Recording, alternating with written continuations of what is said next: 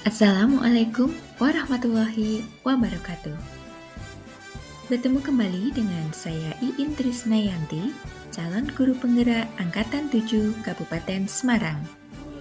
Dalam aksi nyata modul 1.4, Budaya Positif. Bersama fasilitator Ibu Dwi Puspitasari SPD MPD dan pengajar praktik Bapak Mirta Irawan SPD MKom. Rancangan tindakan aksi nyata. Latar belakang.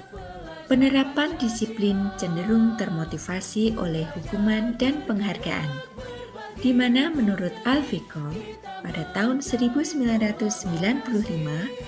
baik penghargaan maupun hukuman adalah cara-cara mengontrol perilaku seseorang yang menghancurkan potensi untuk pembelajaran yang sesungguhnya. Perlu penyebaran pemahaman tentang budaya positif dan mengajak rekan sejawat untuk mengimplementasikan penerapan budaya positif di sekolah dengan tahapan segitiga restitusi dalam peran kontrol manajer. Tujuan aksi nyata. Sebagai pendidik atau guru, dapat memahami dan mengimplementasikan budaya positif dengan pendekatan restitusi di kelas atau di sekolah. Mewujudkan disiplin positif warga sekolah yang termotivasi intrinsik, bukan ekstrinsik.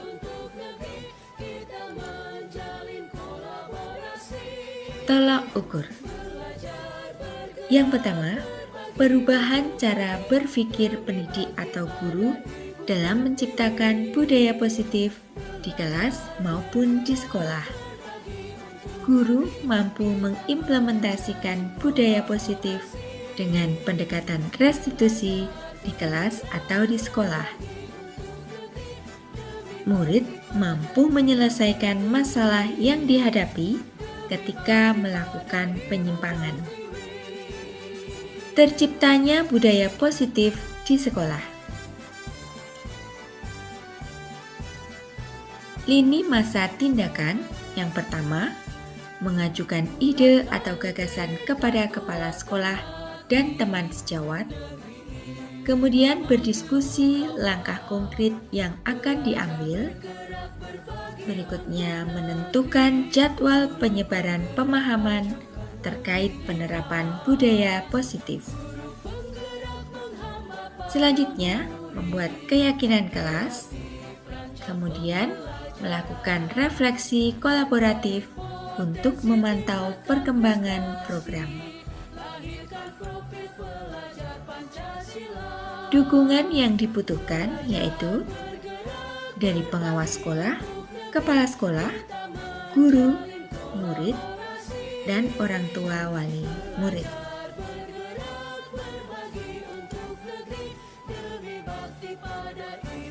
Kegiatan diseminasi. Berikut adalah kegiatan diseminasi tentang pemahaman dan pengalaman menerapkan budaya positif di sekolah.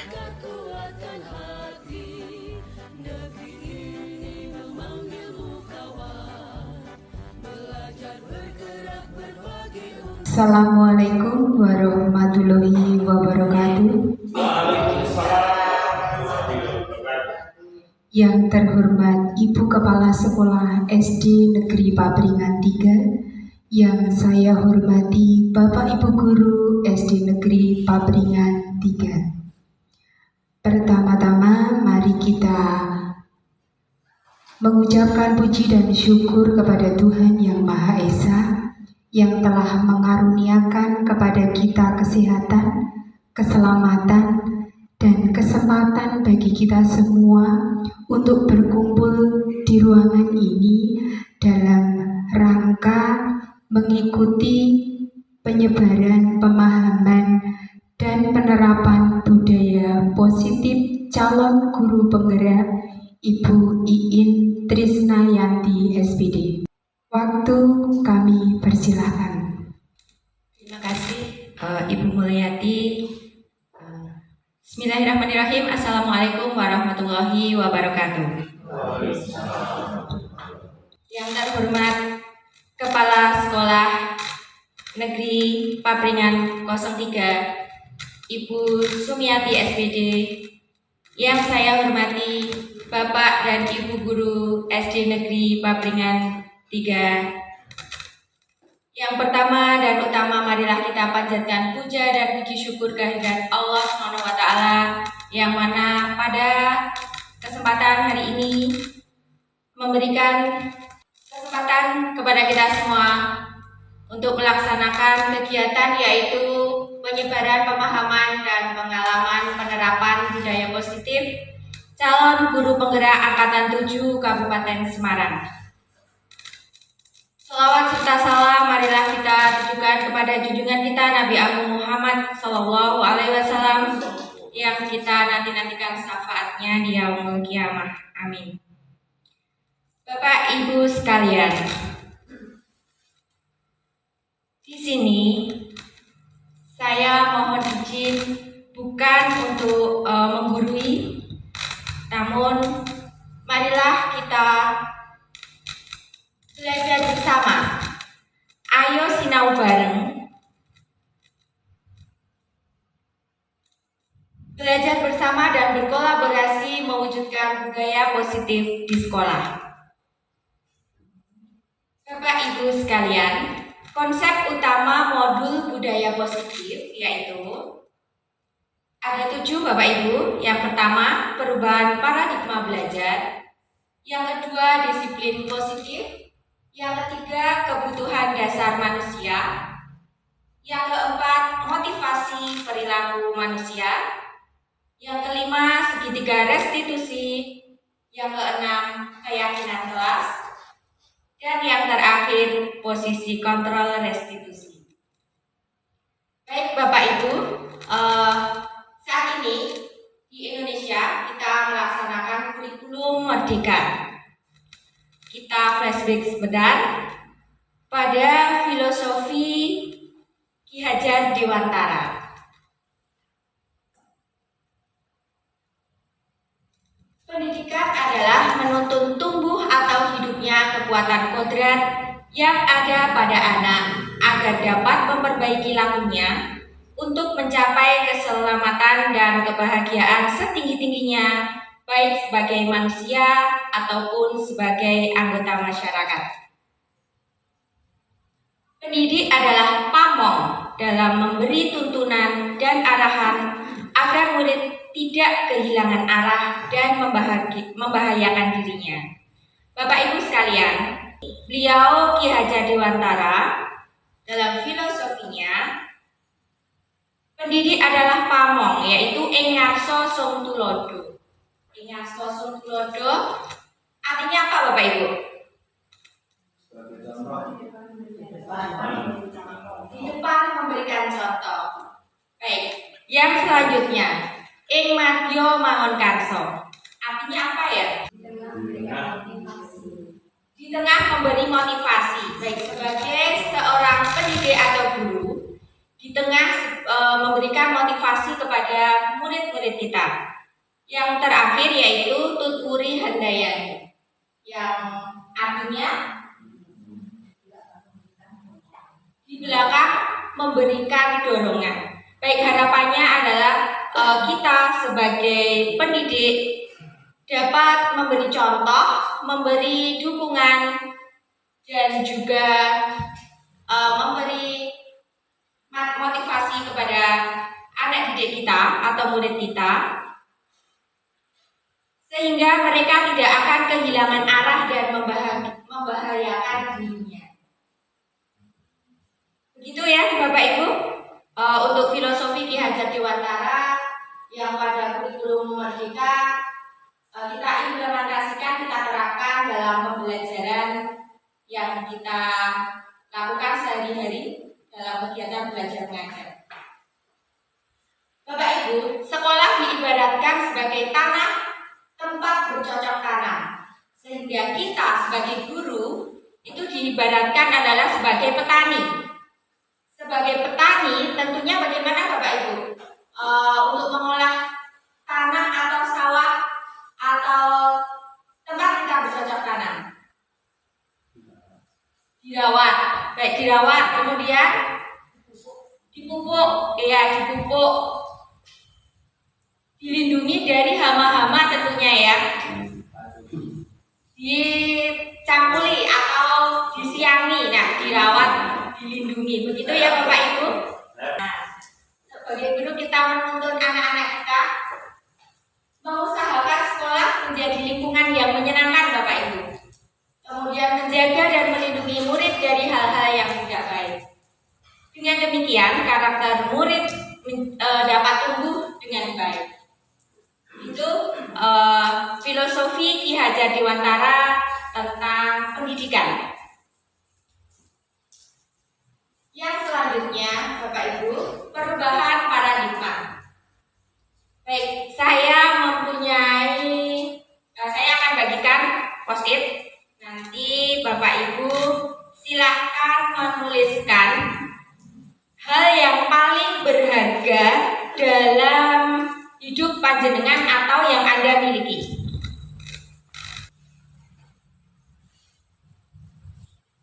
Ditulis satu. Ya, satu saja, jangan banyak-banyak. Saya nulis satu. Oh, jangan. Tuliskan hal yang paling berharga. Ya. Setelah itu jenengan genggam erat-erat apa yang paling berharga yang jenengan miliki. Bu, bertanya ya, kalau itu hanya titipan boleh enggak? Titipan Ya. boleh. Kalaupun titipan dan itu sangat berharga silakan. Itu harus benda atau apa saja? Apa saja yang paling berharga untuk Anda. Satu saja, Bu. Satu saja. Sudah. Baik. Bapak Ibu, apa yang panjenengan miliki? Bolehkah saya minta? Tidak. Tidak boleh. Sedikit saja, Pak. Titik. Ya. Boleh. Asal itu bisa membuatmu baik dan bermanfaat, silakan. Oh gitu, baik. Terima kasih. Boleh saya minta, Bu? Itu tergantung Ya. ya. Kalau nanti di tangannya mungkin apa yang saya anggap berharga ini menjadi lebih baik, tentunya saya beri. Baik, terima kasih. Baik, Bapak Ibu. Sesuatu yang berharga. Kalau misalnya saya meminta dengan memaksa, No. tidak boleh ya? Tidak boleh. Dengan baik-baik tidak boleh. Dengan imbalan, bolehkah? Tidak. Baik, dengan imbalan tidak boleh. Dengan pemaksaan pun tidak boleh. Demikian Bapak Ibu. Ini adalah stimulus respon. Ya. Antara stimulus respon dengan teori kontrol. Siapakah yang memegang kontrol pada sesuatu yang Anda miliki? Saya.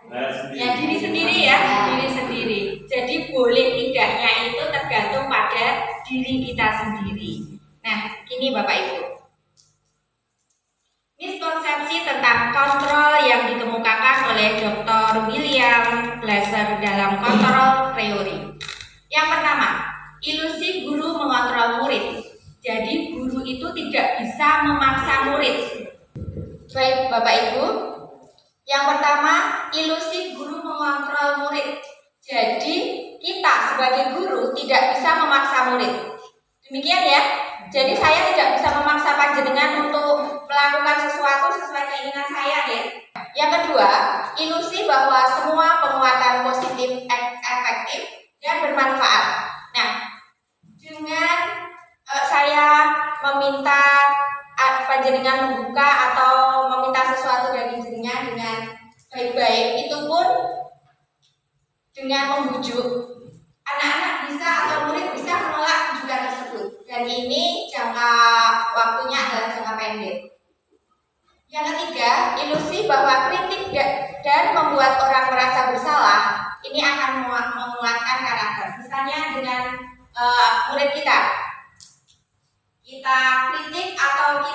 disindir, kemudian kita buat mereka untuk merasa bersalah, ini justru mengontrol murid menuju identitas gagal. Mereka akan merasa bersalah dan mereka tidak akan timbul motivasi dari dalam dirinya sendiri.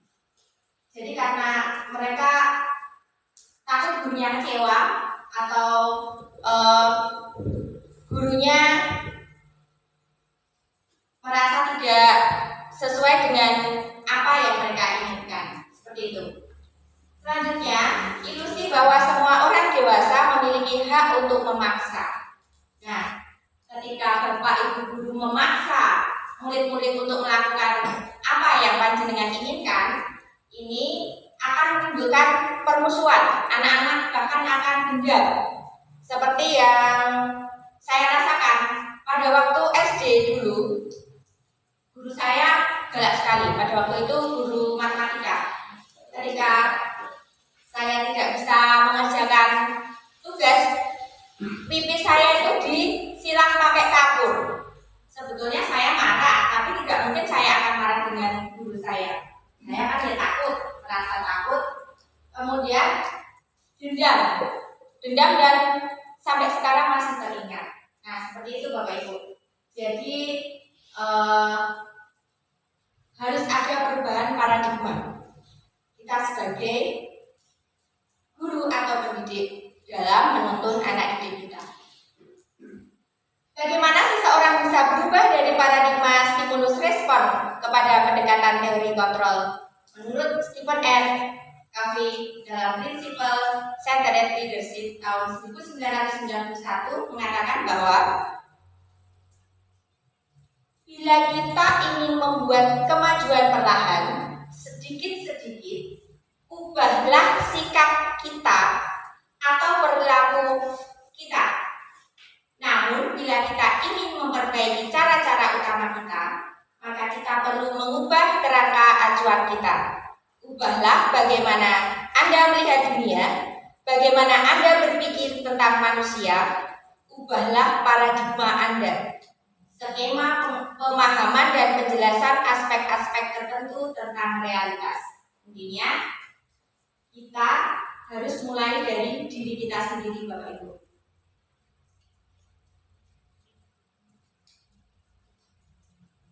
Selanjutnya, berikut ini adalah stimulus respon yang teori kontrol tentang dunia. Stimulus respon tentang dunia. Nah, ini pandangan kita ya Bapak Ibu. Realitas kebutuhan kita sama. Sedangkan pada teori kontrol, realitas kebutuhan kita berbeda. Semua orang melihat hal yang sama. Sedangkan pada teori kontrol, setiap orang memiliki gambaran yang berbeda. Kita mencoba mengubah orang agar berpandangan sama dengan kita. Sedangkan pada teori kontrol, kita berusaha memahami pandangan orang lain tentang dunia. Perilaku buruk dilihat sebagai suatu kesalahan.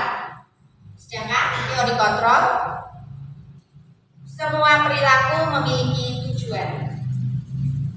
Orang lain bisa mengontrol saya. Dalam teori kontrol, hanya Anda yang bisa mengontrol diri Anda sendiri. Kemudian, saya bisa mengontrol orang lain. Dalam teori kontrol, Anda tidak bisa mengontrol orang lain.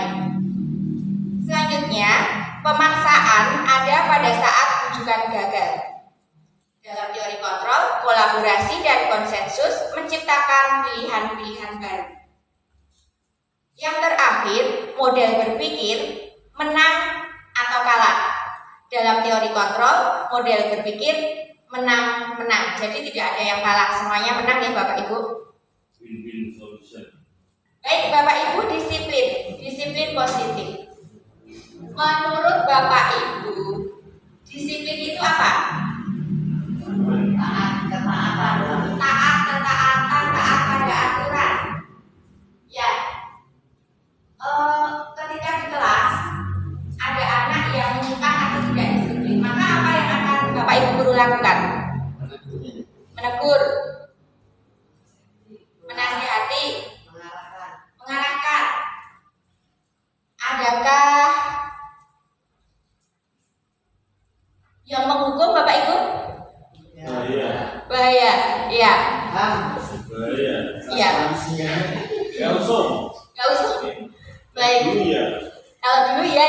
Taruh dulu ya Pak ya.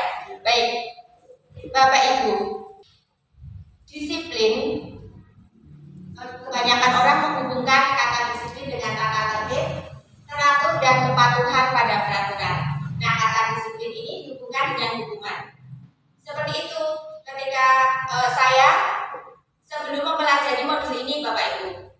Setelah saya mempelajari modul ini, menurut Ki Hajar Dewantara maupun Diana Gosen, disiplin positif diartikan sebagai bentuk kontrol diri, yaitu belajar untuk kontrol diri agar dapat mencapai satu tujuan mulia, yaitu nilai-nilai kebajikan. Nah, nilai-nilai kebajikan dalam kurikulum Merdeka, ini Bapak Ibu, ini merujuk pada profil pelajar Pancasila yang sudah disepakati. Nilai-nilai kebajikan untuk kurikulum Merdeka adalah profil pelajar Pancasila. Ada berapa dimensi Bapak Ibu? 6 ya. Yang pertama, ya, gotong royong, mandiri, beriman dan bertakwa kepada Tuhan Yang Maha Esa, dan berakhlak mulia, berkebinekaan global, bernalar kritis, kreatif. Baik. Itu Bapak Ibu guru. Penerapan disiplin positif sebagai upaya menciptakan anak-anak yang memiliki disiplin diri sehingga mereka dapat berperilaku dengan mengacu pada nilai-nilai kebajikan universal yang dilatar belakangi motivasi intrinsik, bukan ekstrinsik ya. Jadi bagaimana kita bisa menciptakan anak-anak yang memiliki disiplin yang tumbuh dari kesadaran diri, bukan karena takut dihukum atau karena paksaan atau karena motivasi ekstrinsik. Baik Bapak Ibu guru, ini ada contoh penerapan disiplin dengan aturan. Ada sebuah video, kita simak bersama-sama.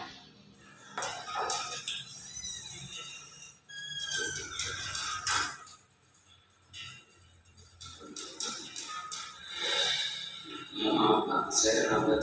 Dani, kamu tahu nggak sekarang ini jam berapa? Jam 1 siang. Dan kamu tahu kan jam bapak itu mulai jam berapa? Jam 1 siang. Kamu itu kan kelas siang ya? Kok masih bisa datangnya terlambat?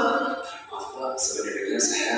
Udah, sebagai hukumannya ulurkan kedua tangan kamu. Ingat ya, jangan ini ya, jangan mencoba dan lagi. Kalau mereka itu ada nih yang lagi lagi, masih tahu apa nih?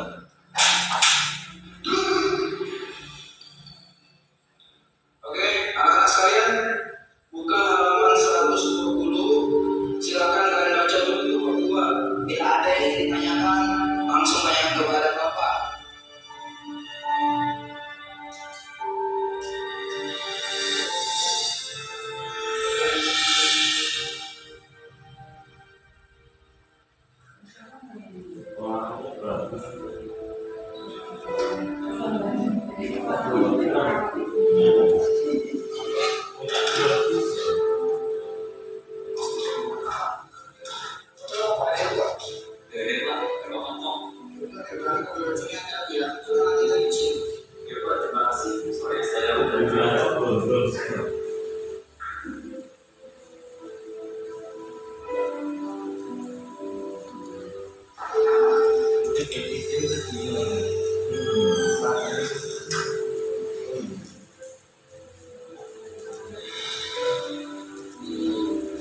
Saya terlambat. Dan lagi. Kenapa ya? Kamu ini kok nggak bisa ya disiplin seperti lainnya? Jadi teman-teman kamu yang lain bisa datang waktu. Bahkan ya setengah jam sebelum jam bapak mereka sudah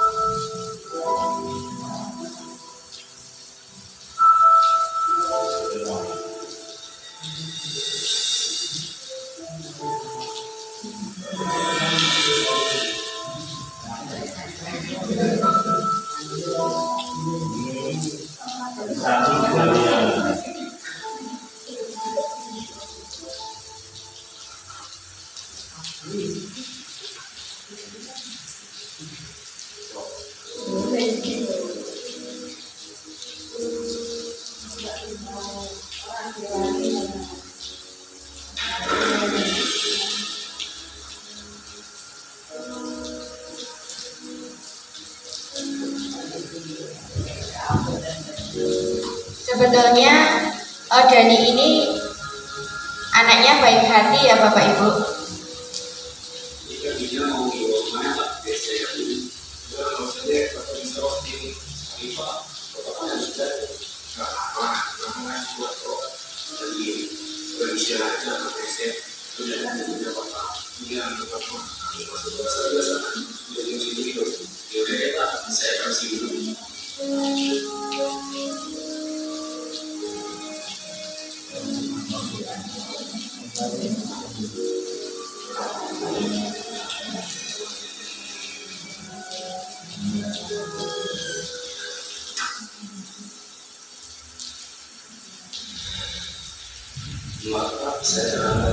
Dari kamu lagi kamu lagi. Kamu nggak tahu kapok ya, bapak kasih hukuman. Kamu itu kan sosial kok. Kok bisa sampai kamu seperti ini loh? Bapak, saya udah capek bapak ini. Langsung aja sini kamu.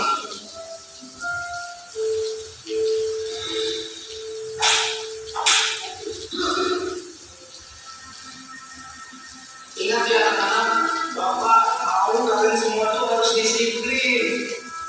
Jangan coba berani datang ke sekolah seenaknya aja. Lama-lama gimana sukses nantinya? Nggak akan bisa sukses kalau seperti itu bertanya.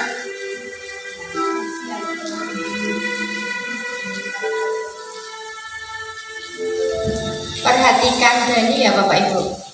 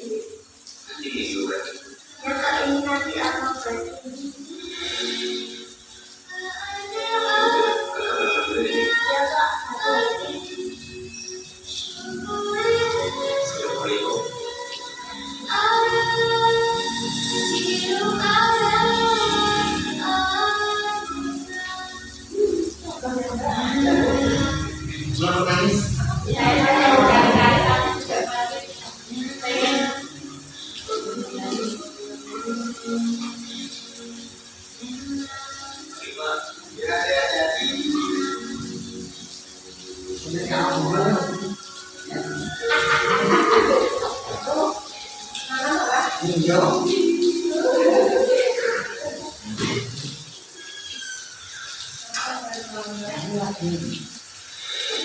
Saya dapat lagi.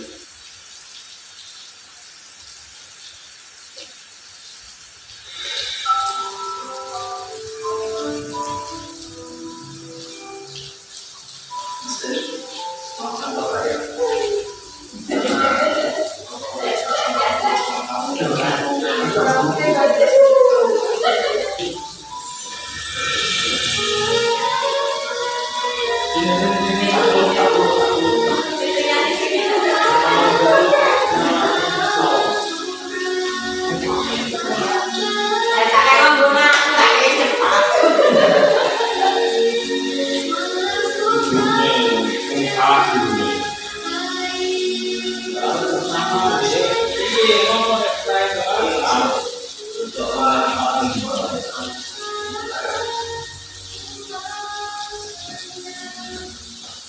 Ini Bapak ada dia sakit, tidak sebuah kamu mau menerima ya. Ayo, dibuka aja lagunya yang berikan aja sendiri. Bapak yakin kamu pasti suka.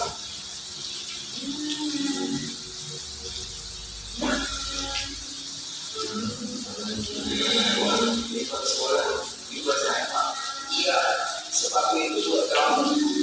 Ya, kamu tak datang terlambat lagi ke sekolah. Kemudian, terima kasih ya Pak. Saya jadi tidak akan mengalami sekolah lagi. Iya, Bapak juga ucapkan terima kasih.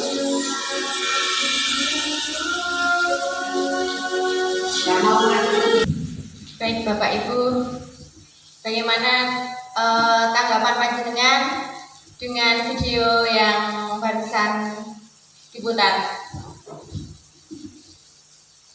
Ya, Pak Usen. Tentang video tadi. Ya, tentang videonya dulu. Apakah panjenengan terharu? Apakah senang atau bagaimana? Saya ada jengkel Oh, jengkel. Oh ya, jengkel ya Pak ya. dengan Pak Gurunya. Oh, jengkel dengan Pak Gurunya. Kenapa Pak? Karena dia tidak menanyakan alasan tertentu dari Oh ya, baik. Berarti Pak Gurunya terlalu berlama-lama. terlalu berlama-lama. Apa namanya tadi? Seharusnya hal itu bisa langsung diketahui, tapi dia membutuhkan waktu 5 hari untuk jadinya itu kelamaan. Oh gitu. Ya. Baik. Jadi Jadi Pak Guru tadi tidak mencari alasan kenapa si Jani tadi selalu terlambat datang ke sekolah gitu ya. Baik. Sebagai ya, Pak Guru tadi tidak mencari tahu alasan kenapa Dani terlambat sekolah gitu ya Bapak Ibu. Jadi sebagai guru dalam video tadi salah ya sikapnya. Kemudian bagaimana dengan Dani Bapak Ibu? Anaknya baik. Ya, sebenarnya ini anak yang baik ya. Ketika dia menerima perlakuan dari gurunya yang seperti itu, bagaimana Bapak Ibu? Menerima. Walaupun dalam hatinya itu menolak gitu, tapi dia menerimanya karena kan dia kan masih memiliki rasa hormat kepada gurunya. Iya. Jadi sebetulnya dia juga ingin mengungkapkan alasannya, namun gurunya tidak memberi kesempatan. Kemudian dia menyimpan kemarahan. Bapak Ibu, kenapa seseorang melakukan perilaku yang menyimpang? Hal ini dikarenakan ada kebutuhan dasar manusia atau kebutuhan dasarnya yang tidak terpenuhi, seperti pada Jani tadi, ya. Kemudian seluruh tindakan manusia itu mempunyai tujuan tertentu. Ketika murid melakukan suatu perbuatan yang bertentangan dengan nilai-nilai kebajikan atau melanggar terpenuhinya kebutuhan dasar mereka. Ada 5 kebutuhan dasar manusia, Bapak Ibu. Yang pertama, kebutuhan untuk bertahan hidup. Yang kedua, kebutuhan kasih sayang dan rasa diterima. Yang ketiga, kebutuhan penguasaan atau kebutuhan pengakuan atas kemampuan. Selanjutnya, kebutuhan kebebasan. Ini adalah kebutuhan akan pilihan. Yang terakhir adalah kebutuhan kesenangan atau kebutuhan untuk merasa senang. Nah, Bapak Ibu, kenapa pada masa seperti sekarang ini banyak sekali terjadi kasus kriminal seperti pencurian, perampokan. Nah, seperti itu karena ada satu kebutuhan dasarnya yang tidak terpenuhi, yaitu kebutuhan akan bertahan hidup. Untuk kebutuhan kasih sayang dan rasa diterima. Nah, ini biasanya di kelas kita ya. Anak-anak itu ada yang lari ke sana, lari ke sini, bermain dengan temannya. Dan nah, hal itu karena ada satu kebutuhan dasar mereka yang tidak terpenuhi, yaitu kurangnya kasih sayang pada pendidik atau gurunya. Jadi mereka mencari perhatian. Kemudian kebutuhan penguasaan. Nah, anak-anak kita itu ada yang memiliki jiwa pemimpin, Bapak Ibu. Jadi mereka ada yang bersikap ingin menguasai teman-temannya. Seperti itu di kelas biasanya ada. Ya. Kemudian ada kebutuhan kebebasan. Kebutuhan kebebasan ini anak-anak ingin melakukan apa yang ingin dilakukan. Jadi mereka itu ingin bebas. Yang terakhir adalah kebutuhan kesenangan. Kebutuhan untuk merasa senang. Jika salah satu kebutuhan ini tidak terpenuhi, maka mereka akan melakukan sesuatu yang bertentangan atau akan menyimpang. Seperti itu, Bapak Ibu. Lalu apa yang mendasari perilaku manusia? Ada 3, Bapak Ibu, menurut Diana Gosser menyatakan ada 3 motivasi perilaku manusia, yaitu yang pertama untuk menghindari ketidaknyamanan atau hukuman. Jadi terkadang kita temui di kelas anak-anak melakukan sesuatu atau mematuhi peraturan itu hanya karena menghindari ketidaknyamanan atau menghindari hukuman.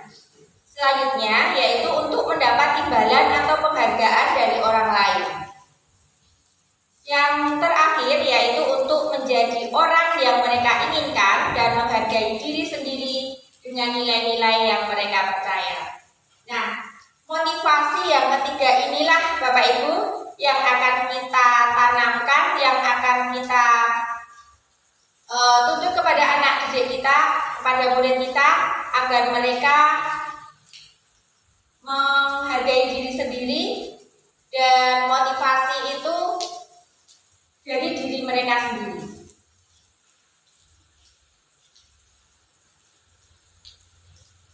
Konsep disiplin dengan identitas gagal.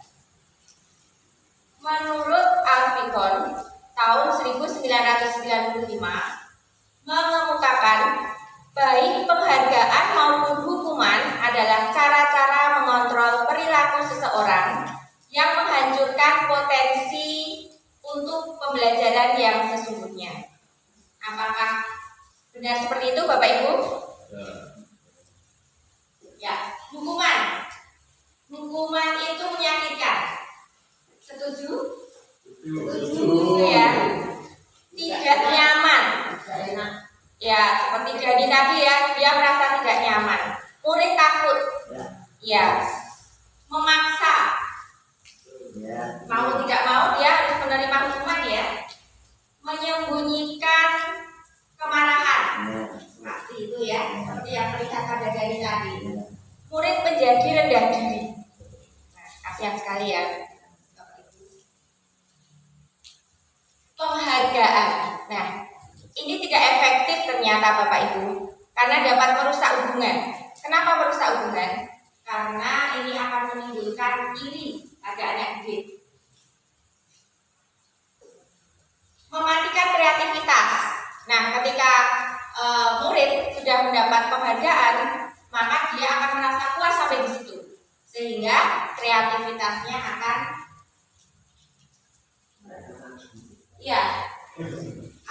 pupus atau akan mematikan kreativitas. Menghukum dengan sistem ranking. Nah, itu di kurikulum 2013 sudah tidak ada deh Bapak Ibu, karena ternyata penghargaan ini tidak efektif. Merampas hak menghargai dirinya sendiri, karena apa yang dia lakukan murid-murid kita lakukan itu hanya untuk mendapat penghargaan. Baik Bapak Ibu, sebelum saya lanjutkan, mari kita SPD dulu ya, kita lakukan peregangan dulu supaya tidak capek. Baik, monggo silakan berdiri Bapak Ibu. Saya akan coba menjadi bola sebentar. Boleh ya Pak Alfian? Boleh.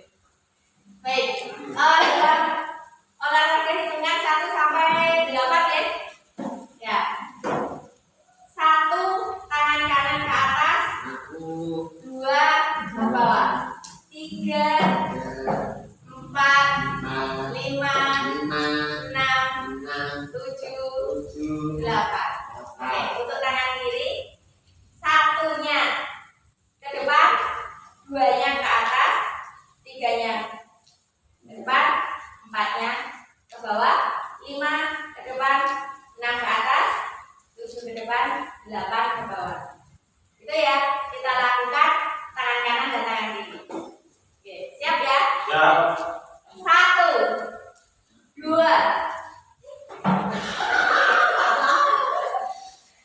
3, 4, 5,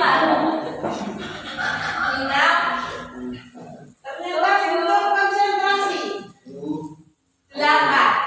Lebih cepat ya. 1, 2, 3, 4, 5, 6, 7.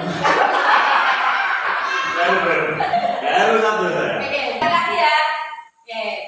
1, 2, 3, 4, 5, 6, 7, 8. Oke, terima kasih Bapak Ibu guru hebat. Menyebarkan otak kiri dan kanan, ternyata mumet juga ya. Harus konsentrasi. Baik, kembali ya Bapak Ibu, kita lanjutkan. Kira disuruh main lato. Pak, berikutnya main lato-lato. Oke, berikutnya ya Pak. Ya. Baik Bapak Ibu, kita lanjutkan konsep disiplin dengan identitas sukses. Kalau yang tadi identitas gagal ya, penghargaan dan hukuman itu mengacu pada identitas gagal. Konsekuensi Bapak Ibu, apa bedanya konsekuensi dengan hukuman? Ada yang mau mengutarakan pendapatnya? Apa kira-kira bedanya konsekuensi dengan hukuman? Ya, Pak Ustaz? Konsekuensi dengan hukuman. Konsekuensi adalah sesuatu yang didapat ketika kita berhasil atau tidak berhasil dalam mencapai tujuan. Konsekuensi. Kalau hukuman adalah sesuatu yang didapat ketika kita tidak taat, tidak sesuai dengan aturan. Baik, setuju Bapak Ibu? Setuju ya? Baik, terima kasih Pak Usen. Beri tepuk tangan untuk Pak Usen. Terima kasih guru pembelajar hebat kita.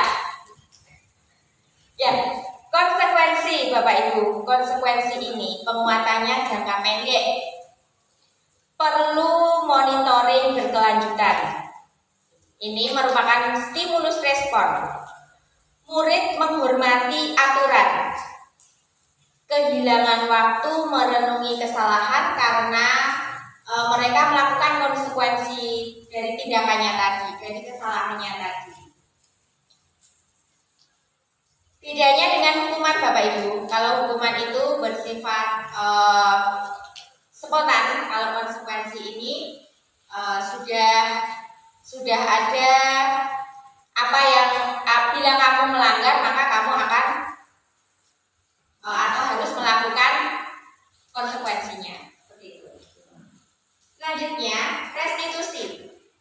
Murid bertanggung jawab untuk perilakunya. Fokus pada pemecahan masalah jangka panjang. Murid menghormati dirinya dan orang lain. Teori kontrol, dirinya memegang kontrol.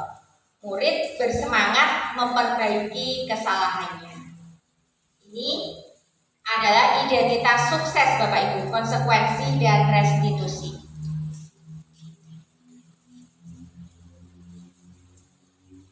Konsep disiplin pendekatan segitiga restitusi.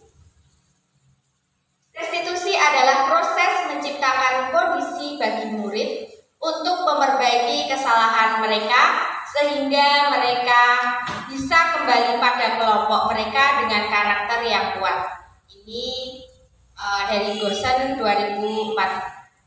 Ciri-ciri restitusi yaitu bukan menebus kesalahan, melainkan belajar dari kesalahan. Memperbaiki hubungan, tawaran bukan paksaan Bapak Ibu. Menuntun untuk melihat dalam diri. Mencari kebutuhan dasar yang mendasari tindakan. Fokus pada karakter, bukan tindakan. Menguatkan dan fokus pada solusi. Ini adalah ciri-ciri dari restitusi. Melalui pendekatan restitusi, ketika murid berbuat salah, guru akan menanggapi dengan mengajak murid berefleksi tentang apa yang dapat mereka lakukan untuk memperbaiki kesalahan mereka sehingga mereka menjadi pribadi yang baik dan menghargai dirinya.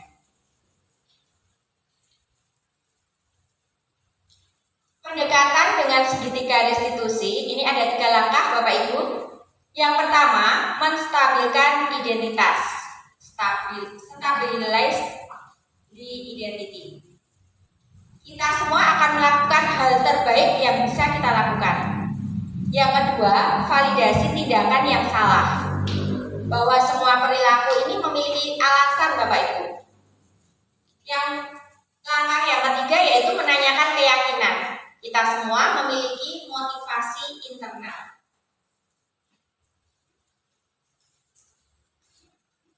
Ini adalah segitiga restitusi Bapak Ibu. Yang pertama, menstabilkan identitas. Dengan ciri-ciri, guru biasanya akan mengatakan bahwa setiap orang pasti pernah melakukan kesalahan. Kamu bukan satu-satunya yang pernah melakukan ini. Nah, itu adalah langkah yang pertama, yaitu menstabilkan identitas. Langkah berikutnya yaitu validasi tindakan yang salah dengan menanyakan, kamu tentu punya alasan mengapa melakukan hal tersebut. Atau, adakah cara yang lebih efektif untuk mendapatkan apa yang kamu butuhkan? Yang ketiga, langkah ketiga yaitu menanyakan keyakinan. Keyakinan kelas apa yang telah kita sepakati? Atau kamu ingin menjadi orang yang seperti apa? Nah, Bapak Ibu, dalam melakukan pendekatan dengan segitiga restitusi ini, kita tidak harus melakukan dengan 3 langkah ini. Bisa dengan 2 langkah, tergantung situasi dan kondisi permasalahan pada anak-anak. Selanjutnya, posisi kontrol restitusi. Dalam menerapkan disiplin positif yang berpusat pada murid, diagnosa dengan pendekatan restitusi, ada 5 posisi kontrol, yaitu penghukum seperti Pak Guru yang menghukum Dani tadi ya. Kemudian membuat merasa bersalah teman, pemantau, dan manajer. Seperti apakah 5 posisi kontrol ini dan di mana posisi panjenengan dalam posisi kontrol restitusi, kita akan lihat Bapak Ibu.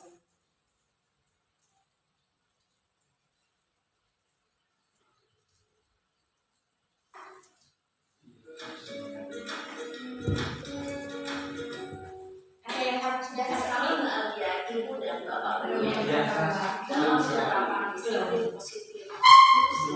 Salah satu program yang dikembangkan adalah 5 posisi kontrol.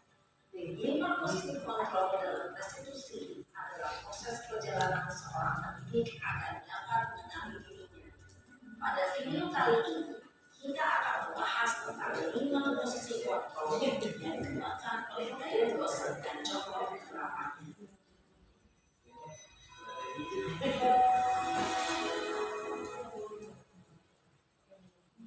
5 posisi kontrol itu adalah 1. Posisi penghukum, 2. Posisi pembuat merasa bersalah, 3. Posisi teman, 4. Posisi pemantau atau monitor, dan 5. Posisi manajer. Untuk lebih memahami kelima posisi tersebut, mari kita saksikan kasus Naren yang terlambat hampir 20 menit di sekolah dan melihat bagaimana kelima posisi kontrol dalam menghadapi masalah tersebut.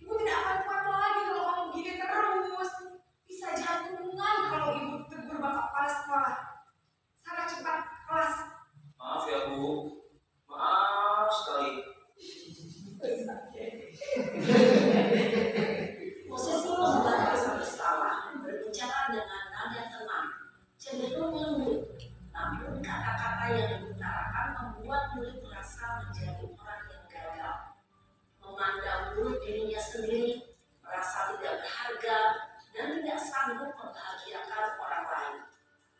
Ketika guru mengambil posisi membuat rasa bersalah, murid akan menganggap dirinya yang bersalah dan ia akan menyimpan emosi negatif tersebut di dalam dirinya.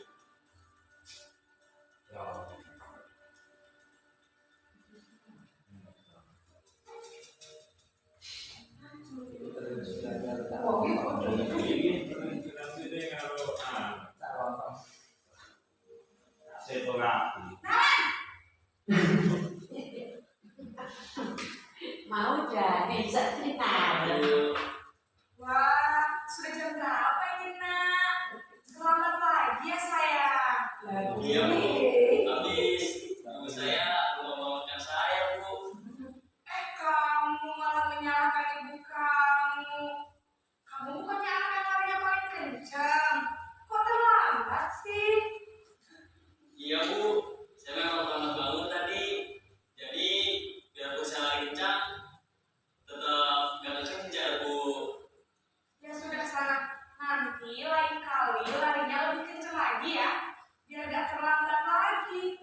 Bikin senang ibu demi ibu. Bisa kan? Bisa Bu. Ya sudah sana masuk kelas. Ibu beresin urusan absen kamu. Kamu ini ada-ada saja. Nah, dalam posisi ini nanti murid akan bergantung kepada gurunya, Bapak Ibu. Guru bersenda gurau untuk menjaga suasana tetap santai. Murid akan merasa senang, aman, dan akrab dengan guru. Identitas yang tercipta adalah identitas sukses atau berhasil. Namun, perlu diingat, karena ini masih dorongan eksternal, maka ada faktor ketergantungan dari murid kepada orang tertentu. Di sini guru absennya, sehingga di lain waktu murid bisa berperilaku baik, namun hanya kepada orang-orang tertentu saja.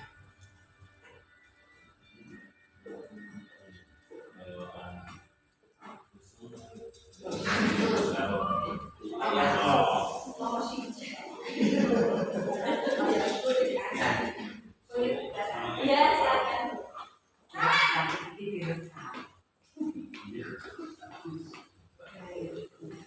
Ibu, Naren, apa peraturan sekolah kita tentang jam berapa kita harus masuk sekolah? Nak?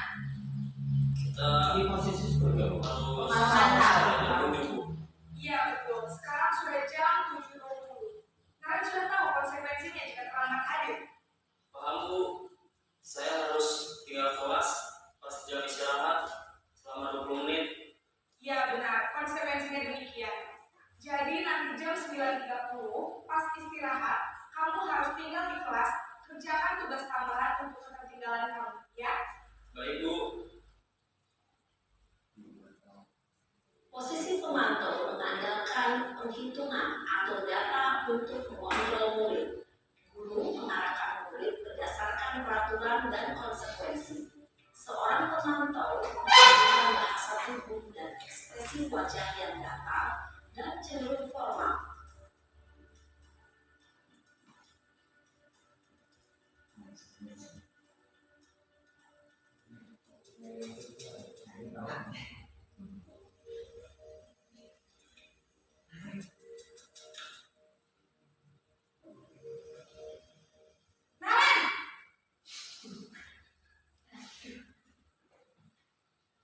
Selamat pagi Bu. Selamat pagi Naren. Maaf Bu, saya terlambat. Iya, sekolah masuknya jam 7, sekarang sudah jam 7.20. Jadi sekarang bagaimana ini Naren? Maaf Bu, saya lupa setel alarm saya semalam. Baiklah, menurut kamu, keyakinan sekolah yang mana yang perlu kamu tingkatkan? Menghargai diri sendiri dan orang lain mungkin ya Bu. Setuju. Jadi, apakah Naren meyakini prinsip saling menghormati tersebut? Iya Bu, saya meyakininya. Apakah Naren bersedia memperbaiki masalah keterlambatan ini? Bersedia Bu. Bagaimana kamu akan memperbaiki masalah keterlambatan ini? Saya akan coba untuk tidak lupa menyetel alarm saya Bu. Baik, kalau Naren lupa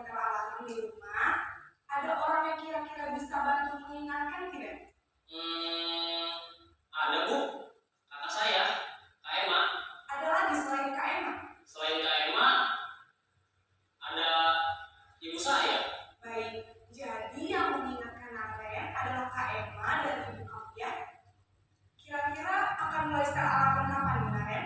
Setelah pulang sekolah, akan segera saya lakukan. Baik, jadi Naren akan setel alarm untuk bangun besok pagi dan akan diingatkan oleh kakak dan ibu dan Naren ya. Ada lagi yang mungkin perlu dilakukan, Naren? Agar tidak terlambat bangun lagi. Tidak ada, Bu. Baik, Naren. Terima kasih untuk kerjasama kamu. Sekarang kamu perlu kembali ke kelas untuk belajar. Baik, Bu. Terima kasih. Posisi manajer adalah posisi kontrol yang disarankan untuk membimbing murid memiliki sikap disiplin yang positif, yaitu murid yang mandiri, bertanggung jawab, dan dapat memecahkan masalah. Tujuan dari posisi ini adalah agar murid dapat berefleksi atas tindakannya. Guru akan dengan tulus memberikan pertanyaan-pertanyaan bermakna, sehingga membuat murid dapat belajar dari kesalahannya dan mencari sebuah solusi untuk menyelesaikannya. Ibu dan Bapak Guru hebat, setelah mengamati adegan kelima posisi kontrol tadi, kira-kira posisi mana yang paling ideal? Posisi mana yang dapat menunjang motivasi intrinsik murid? Ya, tentu posisi manajer. Posisi ini memang posisi ideal yang ingin dituju setiap pendidik. Pada posisi inilah, guru dapat menerapkan disiplin positif dan memihak pada murid yang memperlihatkan murid. Perjalanan seorang pendidik tentunya tidak mudah untuk sampai pada posisi seorang manajer. Namun, tujuan kita pasti menciptakan murid yang mandiri, merdeka, dan bertanggung jawab. Semoga penggambaran 5 posisi kontrol yang telah diperlihatkan ini dapat menjadi ajang refleksi bagi kita semua, agar dapat terus mengasah dan menerapkan disiplin positif yang memerdekakan murid. Mari terus berlatih dan bersemangat. Selamat menerapkan. Salam dan bahagia, Ibu dan Bapak Guru hebat.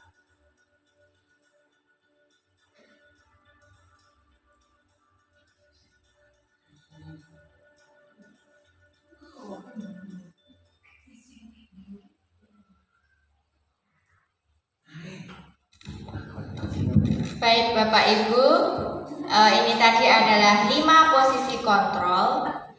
Nah, idealnya kita sebagai pendidik di posisi mana Bapak Ibu? Iya, posisi manajer ya. Di situ di posisi manajer kita bisa menerapkan segitiga restitusi ya Bapak Ibu. Dan di posisi manajer ini kita sudah berada di 3 posisi sekaligus, yaitu sebagai teman, sebagai pemantau, dan sebagai manajer. Idealnya kita di posisi manajer ya Bapak Ibu. Kalau di masa-masa sebelumnya mungkin masih ada yang di posisi 1, posisi 2, kita bisa tingkatkan untuk di posisi teman, pemantau, dan lebih baik lagi di posisi manajer. Siap, alhamdulillah. Baik. Berikutnya Bapak Ibu, ini adalah keyakinan kelas. Apa itu keyakinan kelas? Keyakinan. Satu keyakinan. Ya. Kalau tidak keyakinan tidak jadi. Tidak jadi, gitu ya Pak ya. Baik Bapak Ibu, mengapa keyakinan kelas? Bukan mengapa tidak peraturan kelas saja. Ya, kenapa keyakinan bukan peraturan kelas? Mengapa kita memiliki peraturan tentang penggunaan helm pada saat mengendarai kendaraan roda 2 Bapak Ibu? Untuk pengaman. Untuk pengaman ya. Lalu mengapa kita memiliki peraturan tentang penggunaan masker dan mencuci tangan?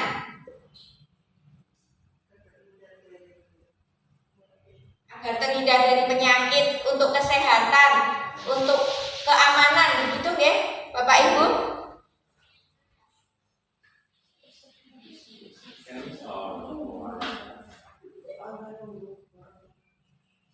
Keyakinan kelas adalah nilai-nilai kebajikan universal yang disepakati secara tersirat dan tersurat, lepas dari latar belakang, suku, negara, bahasa, maupun agama yang diyakini seseorang. Jadi, keyakinan kelas ini disepakati bersama Bapak Ibu, disepakati oleh guru dan siswa. Sedangkan peraturan kelas ini dibuat oleh guru, siswa tinggal melaksanakan peraturan tersebut. Benar begitu Bapak Ibu? Ya. Keyakinan kelas ini menjadi fondasi dan arah tujuan sebuah sekolah atau kelas dalam memecahkan konflik atau permasalahan di dalam kelas atau sekolahnya. Adakah Bapak Ibu yang sudah membuat keyakinan kelas di kelasnya? Belum. Peraturan kelas, tata tertib ada. Baik. Bagaimana pembentukan keyakinan kelas Bapak Ibu? Keyakinan kelas ini lebih abstrak dari peraturan. Kemudian berupa pernyataan universal. Dibuat dalam bentuk positif, tidak terlalu banyak agar mudah diingat, disesuaikan dengan kondisi kelas atau sekolah. Itu bedanya Bapak Ibu. Jadi, apakah peraturan kelas atau keyakinan kelas Bapak Ibu? Peraturan yang diyakini bersama. Nah, itu keyakinan kelas ya. Ya. Membuat keyakinan kelas Bapak Ibu, guru dan siswa membuat keyakinan kelas. Bercurah pendapat tentang peraturan yang perlu disepakati di kelas. Nah, ini di kelas 2 Bapak Ibu, kami sudah membuat keyakinan kelas. Kami bercurah pendapat tentang peraturan yang perlu disepakati di kelas. Kemudian disetujui oleh semua anggota kelas.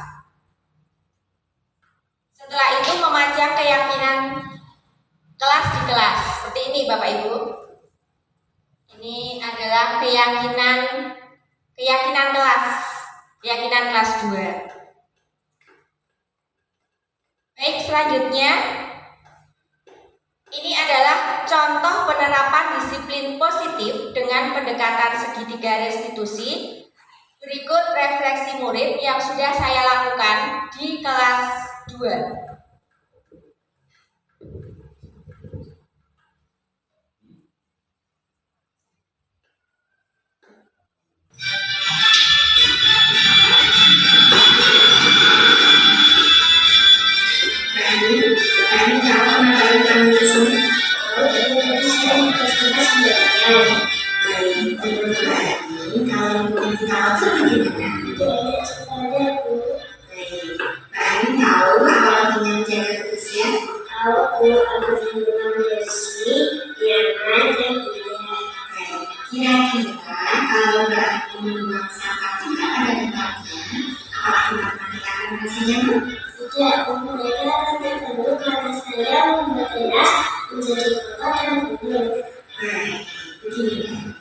Setiap orang punya kebijakan bersama. Begitu juga dengan guru berpendapat bersama, guru berpendapat bersama tidak ada tentangnya.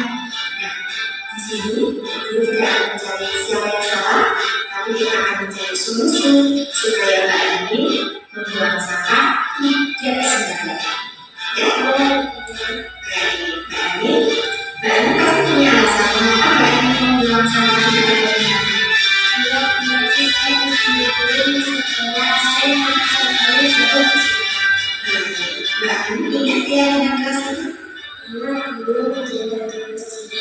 Menghormati, menghargai, menjaga ketertiban dan menjaga keamanan. Bagaimana cara menjaga kebersihannya? Membuang sampah pada tempatnya. Kemudian yang kelas kita tadi, saya telah melakukan kelas kita Bu. Lalu apa yang akan Kak Ani lakukan untuk memperbaiki hal ini? Saya sama pada tempatnya. Dan sesuai jenisnya, jika ada sama yang tidak ulang, maka saya kumpulkan dulu. Wah, luar biasa sih, jos ya. Apa bahannya akan mulai melaksanakannya? Sekarang dulu saya akan membuat sama pada tempatnya, baik di sekolah maupun di rumah. Ini sudah solusi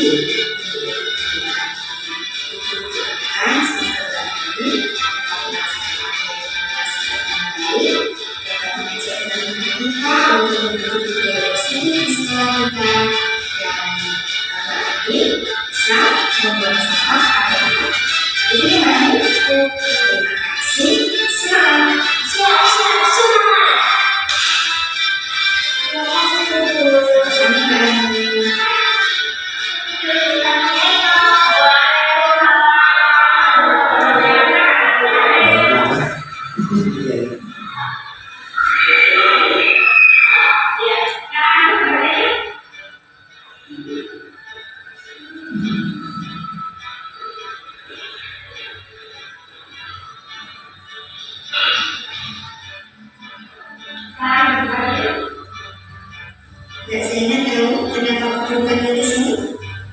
Tahu dulu karena saya terlalu masuk sekolah. Zainab tadi berangkat dari rumah itu berapa? 7. Zainab tahu setelah kita masuk kerja. Kira-kira kalau Mbak Zainab dengan 7, setelah kita masuk buku 7, apakah Mbak Zainab dapat sampai sekolah waktu? Tidak dulu saya akan mengambil.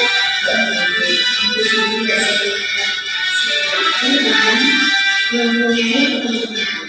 Semua orang pernah melakukan kesalahan. Begitu juga guru pernah melakukan kesalahan, ya. Guru pernah datang terlambat masuk kelas, ya. Tapi di sini guru tidak akan mencari siapa yang salah, ya. Kita akan mencari solusi supaya Mbak Zainab bisa datang ke sekolah tidak terlambatnya. Gitu ya? Baik. Mbak Zainab pasti punya alasan kenapa datang ke sekolah terlambat. Kesian dulu. Baik, kesian ya. Kenapa Mbak Zainab bisa bangun kesian? Karena harus terlalu lama. Iya, mainnya terlalu lama ya. Terus kemudian terlalu lama. Mbak Zainab ingat yang dinamakan? Ingat dulu. Jangan tetap aku sebenarnya berkesinambungan menjaga keamanan.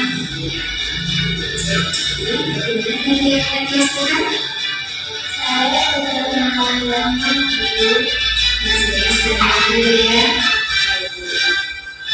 apa yang akan Mbak Zainab lakukan untuk memperbaiki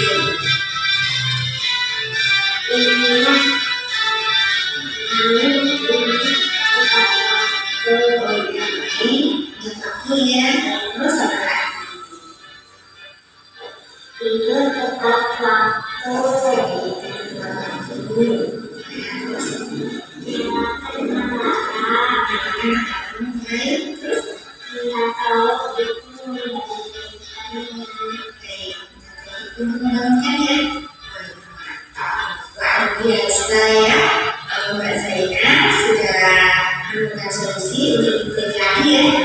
Ya, Ibu doakan Mbak Zainab dapat melaksanakan kegiatan kelas dengan baik, dapat budaya positif di sekolah kita, sehingga Mbak Zainab dapat datang ke sekolah tidak terlambat lagi ya. Iya, Bu. Terima kasih Mbak Zainab. Semangat. Siap. Sama-sama Mbak Zainab. Assalamualaikum warahmatullahi wabarakatuh. Perkenalkan, saya dari kelas 2 SMP Bagian 03. Perasaan saya selama melakukan restitusi karena didik senang sekali karena saya mendapat solusi dari permasalahan saya yang satu buang sampah sampai baik.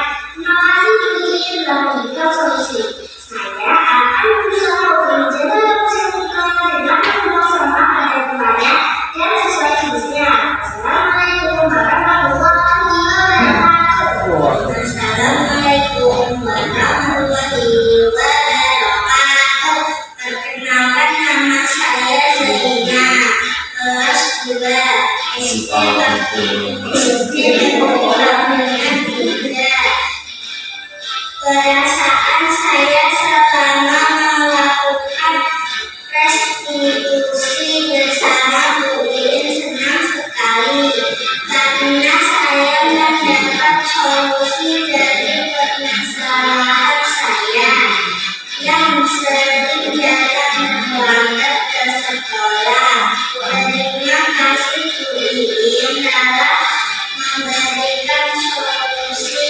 Saya akan berusaha untuk tidak terlambat lagi. Wassalamualaikum warahmatullahi wabarakatuh.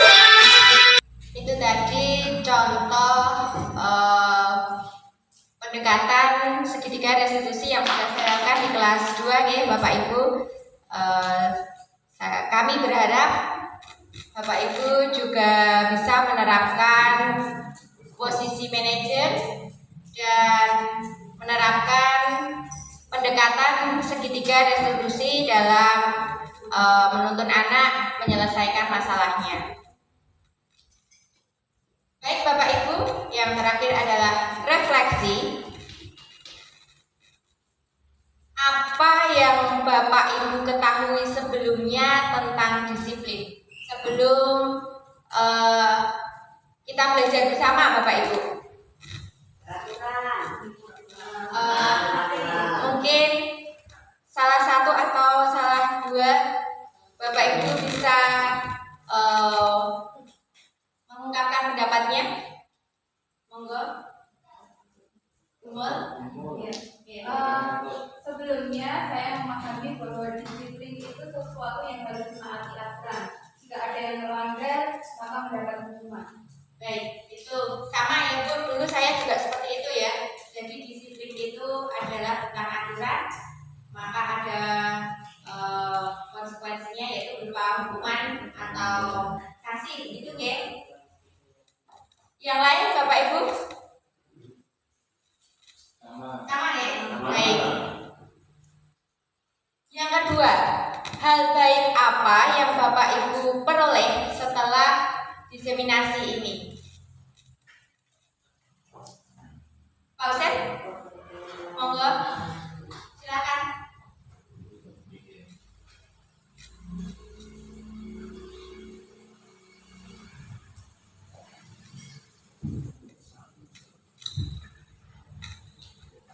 Terima kasih atas waktu yang diberikan. Hal baik yang saya peroleh setelah diseminasi ini yaitu tentunya mengetahui cara-cara untuk membuat yang salah menjadi baik, yang salah menjadi benar dengan cara menghormati hak anak dan tidak menyakiti orang lain. Gitu Bu. Baik, terima kasih Pak Husen. Jadi dalam menyelesaikan masalah dengan anak didik kita selesaikan dengan berkolaborasi, begitu ya Bapak? Selanjutnya, apa rencana Bapak Ibu selanjutnya terkait disiplin positif di kelas Bapak Ibu? Monggo, Bu Retno atau Bu Dwi, Pak Arif, Bu Wiwi atau Pak Alfian?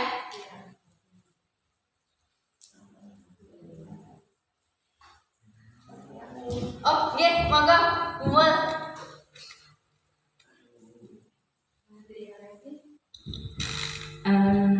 Terkait dengan pelaksanaan disiplin positif yang ingin saya lakukan di kelas 5, kemarin kami memang sudah membuat kesepakatan kelas nih Bapak Ibu. Jadi anak-anak sendiri yang menentukan kalau datang terlambat dapat sanksi ini, kalau tidak mengerjakan PR dapat sanksi ini. Nah, saya ternyata masih salah di dalam menerapkan disiplin. Itu akan saya ubah menjadi keyakinan kelas. Baik. Itu yang akan saya lakukan. Terima kasih. Baik, terima kasih sama-sama Bu Mul. Baik, Bapak Ibu,